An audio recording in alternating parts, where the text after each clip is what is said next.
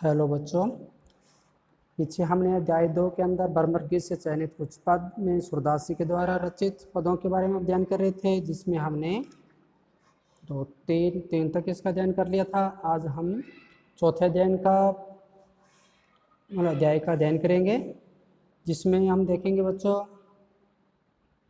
देखिए आप चौथे के अंदर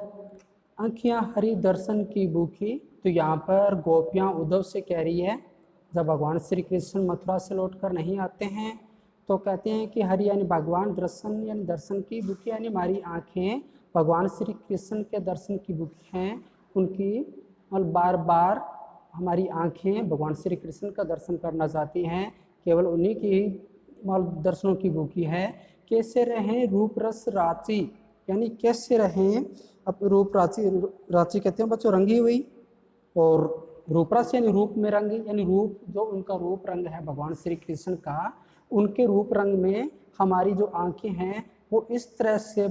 रच गई है या इस तरह से रंग गई है, पुत गई है कि ये बत्तियां सूनी रूखी। जब आपके योग साधना रूपी जो ये बातें हमारे जो तुम्हारे द्वारा कही गई, हमने जो ये रूखी बातें सुनी है, तब से लेकर हमारा जो उनके भगवान श्री कृष्ण के रूप रंग में जो रंगी हुई जो हमारी आंखें हैं या उनके दर्शनों की भूखी है, तो आपकी ऐसी बातें सुनकर हम कैसे रह सकते हैं। अवधि गणत इकटक मग, मग कहते हैं रास्ता यानी मार्ग या रास्ता को कहते हैं, अवधि कहते हैं एक समय की अवधि। यानी हम भगवान श्री कृष्ण का मथुरा से लौट आने की जो उनको दर्शन करने की जो हमारी आंखें जो भूखी है, वो उनके आने की जो समय की अवधि है उनको लगातार गिनती हुई एक टक रास्ते को जोवत यानी जो रही है, या कह सकते हैं रास्ते को देखती जा रही है यानी इंतजार कर रही है। तब एती नहीं झुकी, यानी फिर भी हमारी आंखें उनका लगातार उनके रास्ते को जो देख रही है उससे भी व्याकुल नहीं हुई। और जो तुम्हारे द्वारा अब इन जोग संदेशन उदो, यानी हे उद्धव, तुम जो ये जोग संदेश या योग संदेश लेकर आए हो, या योग संदेश सुनकर अति अकुलानी दुखी, हम बहुत ज़्यादा व्याकुल और दुखी हो गई हैं। तो बच्चों एक बार दोबारा देखिए इसको यहाँ से ऊपर से, यानी कि हमारी हे उद्धव, हमारी आंखें भगवान श्री कृष्ण के दर्शनों की भूखी है, उनके जो रूप रस है उसमें खोई हुई है, उनकी उन रूप रस को ही देखना चाहती है। और जो तुमने ये जो योग संदेश की जो तुमने बात सुनाई है वो हमारे लिए बड़ा दुखी है, यानी ऐसी दुख देने वाली है या हमारे अंदर दुख पैदा करने वाली है। केवल हमारी आंखें तो भगवान श्री कृष्ण को ही देखना चाहती है। अतः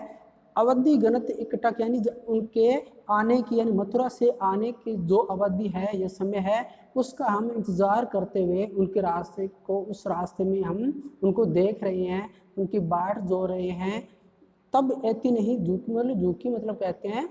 व्याकुल या दुखी, या हमारी आंखें नहीं थकी, यानी उनको देख देख कर हमारी आंखें उतनी दुखी नहीं हुई या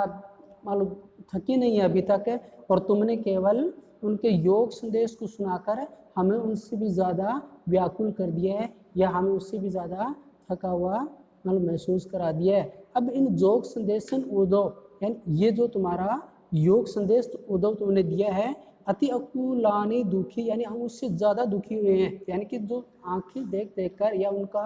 बाट जोते हुए इंतज़ार करते हुए हमारी आंखें उतनी नहीं दुखी हुई, या हमारी आंखें उतनी नहीं थकी कि जितना तुमने योग संदेश देकर हमें दुखी कर दिया है, परेशान कर दिया है।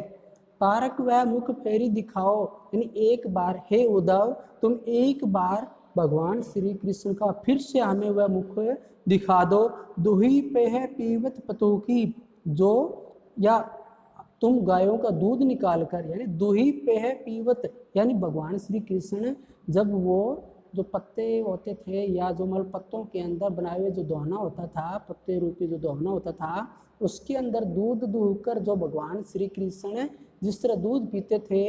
एक बार वैसा का वैसा तुम भी हमें गायों का दूध निकाल कर उसमें भगवान श्री कृष्ण का मुख दिखा दो।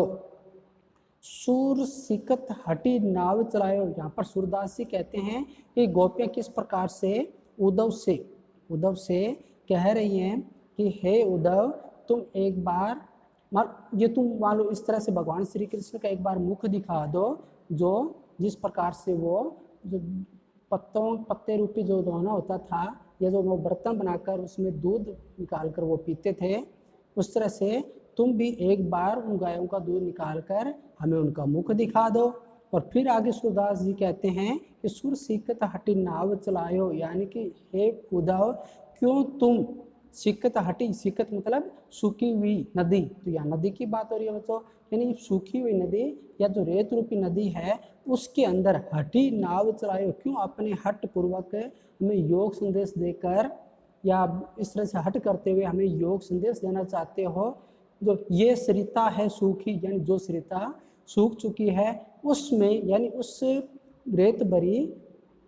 जो नदी है या उस रेत के अंदर तुम क्यों नाव चलाना चाहते हो, यानी क्यों तुम इस तरह से, हमारे भगवान श्री कृष्ण हमारे मन के अंदर बस चुके हैं, हमारा मन भी भगवान श्री कृष्ण का इंतजार करते करते उस नदी की तरह सूख गया है, इंतजार करता जा रहा है। और तुम उस हमारा जो मन सूखा हुआ या हमारा हृदय के अंदर उस सूखी हुई नदी के समान तुम अपने योग संदेश हमें क्यों सुनाना चाहते हो, क्यों हमें दुखी करना चाहते हो। तो बच्चों आपको समझ में आ गया होगा बच्चों। तो यहाँ पर हम देखेंगे कि किस प्रकार से यहाँ पर जैसे भूखी, रूखी, इस तरह से जब वाले शब्दों की भी आवृत्ति होती है और इसमें वर्ण की भी आवृत्ति हो रही है। और इसके अंदर और भी देखेंगे बच्चों, जैसे अति अकुलानी, यानी इस प्रकार से इसमें ए वर्ण की आवृत्ति हो रही है, यानी स्वर की आवृत्ति हो रही है। तो बच्चों स्वर और व्यंजन एक तरह से एक वर्ण का रूप होता है, तो यहाँ पर इसको हम वर्ण के रूप में भी लेंगे। तो अति अकुलानी, तो यहाँ पर इस तरह से जो अनुप्रास अलंकार का प्रयोग हो रहा है। और बारक वह मुख फेरी दिखाओ, दुही पेय पीवत पथुकी, तो यहाँ पर पेय वर्ण की आवृत्ति हो रही है, तो इसमें अनुप्रास अलंकार रहेगा बच्चों। और रही बात इसके अंदर यहाँ पर जो नाव और ये जो सूक्त सीखी हटी नाव चलायो, ये सरिता है सूखी, तो यहाँ पर उस मन का जो रूप है या हमारे हृदय के अंदर, यानी कि जो जिस तरह से भगवान श्री कृष्ण के प्रति व्याकुल होती हुई गोपियाँ कहती है हमारे हृदय के अंदर जो यानी कि एक सूखी उस नदी के समान है, तो यहाँ पर उसका रूप नजर आ रहा है। यहाँ पर बच्चों रूपक अलंकार हो जाएगा, तो बच्चों आपको समझ में आ रहा होगा। और रेत में नाव चलाना, तो यहाँ भी यानी व्यर्थ, व्यर्थ का कार्य करना के रूप में है, तो यहाँ पर मुहावरों का भी प्रयोग है। बच्चों आपने सुना भी होगा कि नाव चलायो ये सरिता सूखी, यानी सूखत हटी नाव चलायो, यानी रेत में नाव, यानी तुम क्यों आप हट पूर्वक हमारे जो मन जो यानी रेत रूपी जो नदी सूख चुके हैं उसके अंदर क्यों नाव चलाना चाहते हो। तो इस तरह से यहाँ बच्चों मुहावरे का प्रयोग हो रहा है। तो इस तरह से आप लिखेंगे विशेष के रूप में। और गोपियों की विरह व्यथा और वाक चातुर्य का भी यहाँ पर बड़ा सुंदर मान लो वर्णन मिलता है, तो ये भी आप लिखेंगे। और ब्रजभाषा की मधुरता व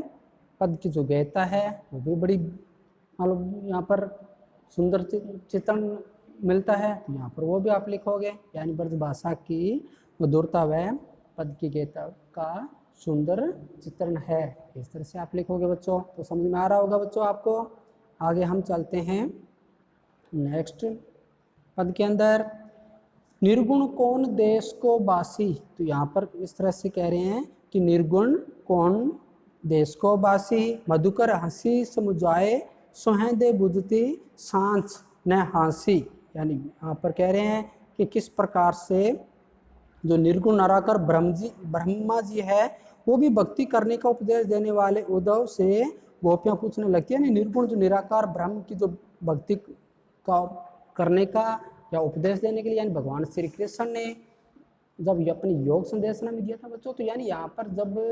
कोई भी व्यक्ति या जो ऋषि मुनि होते हैं वो जब एक तरह से चिंतनशील हो जाते हैं या अपने समाधि में लीन हो जाते हैं कुछ समय के लिए, तो उनको वहाँ पर वो बिल्कुल निर्गुण निराकार ब्रह्म की मतलब साधना करते हैं वहाँ पर। तो आपको समझ में आ रहा होगा। तो यहाँ पर इसलिए कहते हैं भी निर्गुण कौन देश को वासी, यानी कौन सी देश की वो वासी हैं जो जिन्हें तुम हमें उस निर्गुण की बात कर रहे हो, वो किस देश के निवासी, यानी यहाँ पर एक तरह से व्यंग्य कर रही है गोपियाँ कि यहाँ पर तुम किसकी बात कर रहे हो, हम तो साक्षात ईश्वर भगवान के दर्शन कर रहे हैं, उनकी भक्ति में लीन है, हम उनसे प्रेम करती हैं और तुम कौन से निर्गुण ऐसे जो मालूम करने वाले, उपदेश देने वाले की बात कर रहे हो, या योग साधना करते हुए उस भक्ति की बात कर रहे हो, निर्गुण निराकार जो ब्रह्म है उनकी भक्ति को उपदेश दे रहे हो। हम तो साक्षात ईश्वर का करते हैं। तो यहाँ इसलिए कहते हैं कि निर्गुण कौन देश को बासी, तो प्रश्न कर रही है यहाँ पर, मधुकर हंसी समझाए दोहें दो बुझती सांच न हांसी। तो यहाँ पर इस तरह से कह रही है बच्चों, बासी कहते हैं निवासी, और यानी माता को कहते हैं यानी सौंद को कहते हैं, भेष कहते हैं वेशभूषा,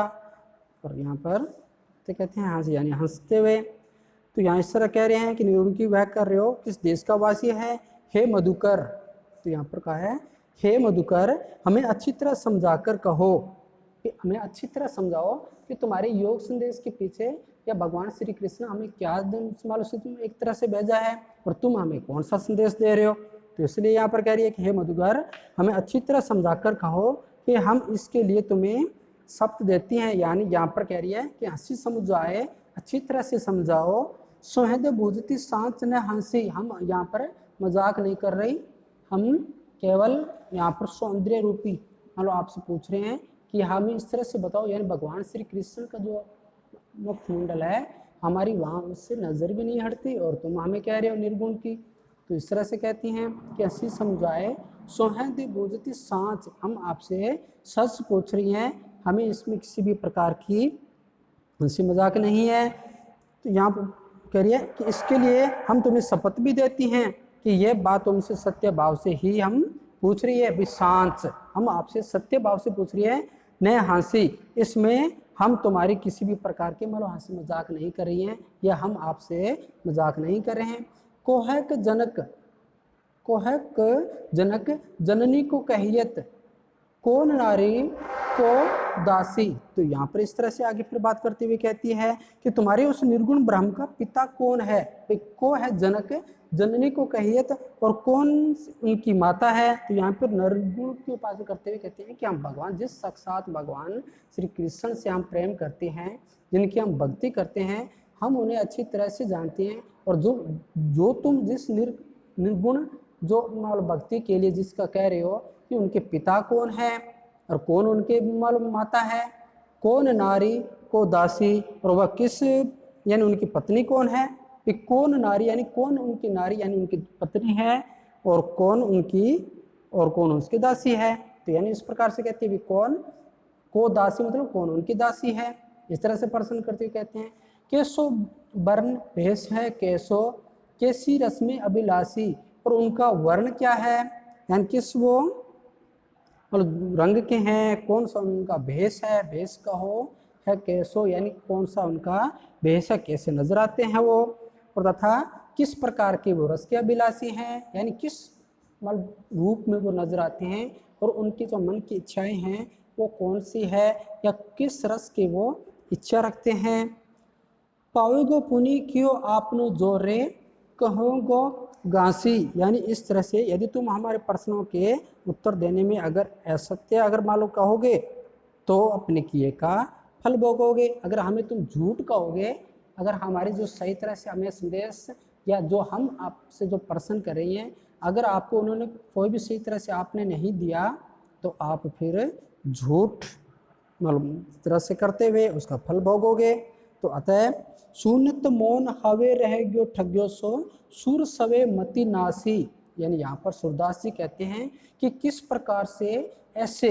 विचलित कर देने वाले ऐसे प्रश्न पूछकर किस तरह से उद्धव को एक तरह से मालूम मौन कर देती है यानी चुप कर देती है। इस तरह से व्यंग्य रूपी जो इनके द्वारा जो ब्रह्म ज्ञान या वाक चातुर्य की बात करें कि वाक चातुर्य रूपी जो गोपियाँ इस तरह से उद्धव से प्रश्न करती हैं, तो वो गोपियों के ऐसे वचन सुनकर उद्धव ठगे से रह गए और उस व्यक्ति के समान वो मौन हो गए, जैसे कुछ जानता ही न हो। तो इस तरह से वो कहती हैं, और न ही उनका कोई उत्तर दे सके, वो एकदम ठगे से खड़े रह गए। ऐसे लगा जैसे मानो गोपियों की जो समस्त जो उनकी जो बुद्धि थी वो एक तरह से नष्ट हो गई हो, और किस प्रकार से वो निर्गुण जो ब्रह्म है या निराकार जो ब्रह्म है उसकी साधना जो संसारिक मोह माया से थी उनके परे रूपी जैसे वो प्रश्न कर रही है। तो इस तरह से वो कह रही है कि सुनत मोन रवे हवे रहेगी ठग्यो सो सुर सबे मति नासी, जैसे उन गोपियों की जो मति है वो जैसे नष्ट हो गई है, वो किस प्रकार की ऐसे प्रसन्न करती जा रही है, यानी जो ब्रह्मा जी को भी बाल कुछ नहीं, यानी जिस भगवान श्री कृष्ण की भक्ति में या उनके प्रेम में इस तरह से व्याकुल होकर किस प्रकार से वो उनसे प्रसन्न कर रही है। जो इनका कोई, यानी जो परम ब्रह्म है उनका तो कोई रूप भी नहीं है ना, इसलिए से वो कहते हैं पाव के ऊपर से कहते हैं कि किस प्रकार से न उनका कोई रूप है, न कोई रंग है, न उनके माता पिता है, पत्नी है, दासी है, उनके तो प्रश्न ही नहीं उठता। तो फिर इनकी ये मति नष्ट हो गई है कि जो ब्रह्मा जी के बारे में या परम ब्रह्म के बारे में इस प्रकार के प्रश्न कर रही है। जो तो इसलिए कहा ठग्यो सो सुर सबे मति नासी, यानी कि वो मानते हैं कि शायद गोपियों की मति मारी गई है, यानी भगवान के प्रति इतने प्रेम के कारण ये सब कुछ भूल चुकी है कि जो परम ब्रह्म है उनका कोई नहीं है, यानी उनके न तो कोई उनका रंग है, न उनके कोई माता पिता है, न उनकी कोई नारी है, फिर ये उनका कोई प्रश्न ही नहीं उठता। तो फिर इस तरह से ये क्यों कहती है न उनकी कोई पत्नी है, न उनकी कोई दासी है। तो यानी परम ब्रह्म की बात हो रही है बच्चों यहाँ पर। परम ब्रह्म यानी जो एक निराकार आकार होता है ईश्वर का, जिसका कोई आकार ही नहीं होता, जिसका आकार नहीं हो तो ऐसे प्रश्न करने का कोई सवाल ही पैदा नहीं होता। तो इस तरह से बच्चों उनका गोपियों द्वारा इस प्रकार के प्रश्न करने पर यहाँ पर किस तरह से जो गोपियों द्वारा इस तरह से विचलित कर देने वाले प्रश्न के बारे में सुनकर यहाँ उद्धव अपने चिंतन करते हैं। तो बच्चों आज हम के अंदर ये दो ही का करेंगे, आगे नेक्स्ट हम इसको पूरा करते हुए आगे अभ्यास प्रश्नों के अंदर चलेंगे। तो बच्चों आपको कोई भी ऐसा पद आपको नहीं समझ में आए तो आप पूछेंगे बच्चों अच्छी तरह से। अगर आपको कोई भी ऐसा वाक्य है या शब्द समझ में नहीं आए तो मैसेज करेंगे या कॉल करके पूछ सकते हैं बच्चों। और यहाँ पर